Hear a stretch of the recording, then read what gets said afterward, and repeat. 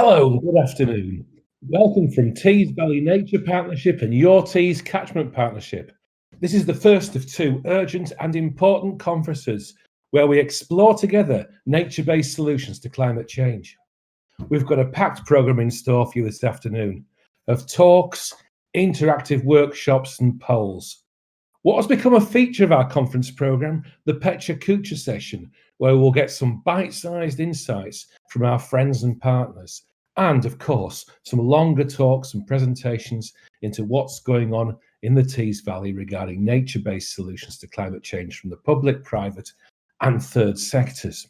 An important part of this afternoon is going to be the panel discussion. So we have a panel discussion where we have some experts, where you can actually field some questions, and hopefully this will start to generate a debate where we can really share the learning today and make sure that we are all thinking creatively and innovatively about nature-based solutions to climate change.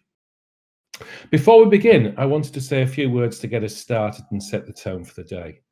Firstly, thank you to all our speakers today. I'm immensely proud of the partnership that we have developed over the years, and we are privileged to have so many committed and passionate experts who have been prepared to give up their time. And I really do mean that. I do appreciate it. You know, we're all busy, and I think it's just so good that we can share all the things that are happening, the great things that are happening in the Tees Valley.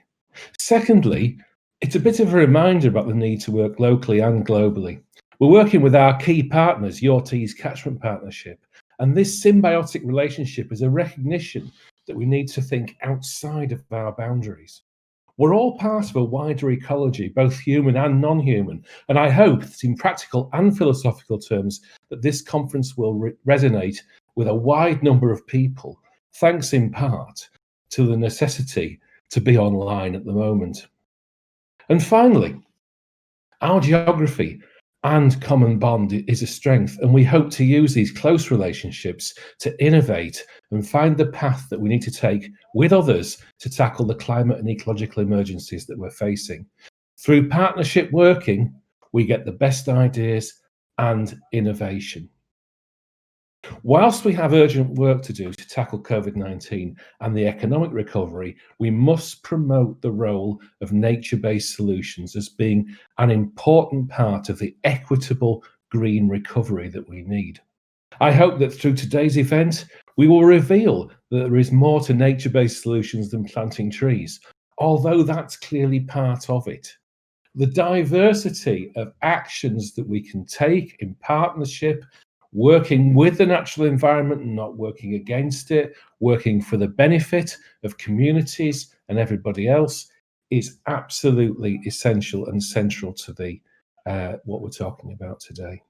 A little factoid, a bit of fun before we begin. We've done a carbon calculator on the conference. Had we had the conferences planned in a venue with catering, I do miss the catering, but anyway, we would have used 8 tons of carbon. Whereas the conference in this format means we'll only produce 0.014 tons instead. So I'll leave you with that thought. There have been some advantages for the environment and climate change, the crisis we're living through. Maybe some of the things we've learned through this will be things we will take forward. And I'm really pleased to say that we're all together today, however we've done it. And it's fantastic. So it's time to get this party started. I have great pleasure in introducing Craig Bennett, our keynote speaker for today. Craig started as Chief Executive of the Wildlife Trusts in April 2020 with the ambition of putting a third of the UK's land and sea into nature recovery by 2030. Craig was previously CEO of Friends of the Earth, where he refocused the organisation on its unique role of empowering communities to take action and tackle the climate and ecological crisis.